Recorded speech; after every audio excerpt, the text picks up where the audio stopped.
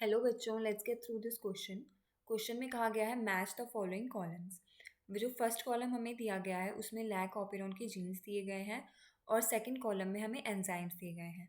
तो हमें बताना है कि कौन सा जीन कौन से एंजाइम के लिए कोड करता है।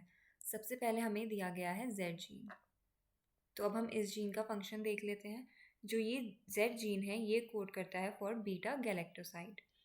It codes for beta galactoside. इस जीन का फंक्शन क्या है? ये जो जीन है ये हेल्प करता है कैटालिसिस की प्रोसेस में for the hydrolysis of lactose into glucose and galactose. Hydrolysis of lactose into glucose and galactose.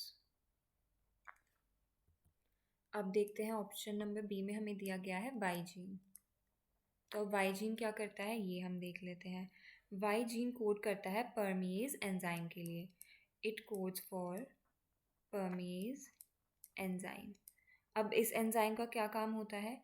ये जो एंजाइम है it regulates lactose permeability in the cell. It regulates lactose permeability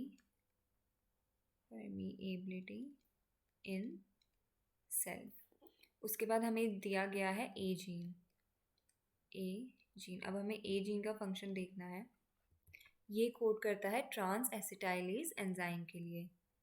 trans acetylase enzyme के लिए। और इसका function क्या है?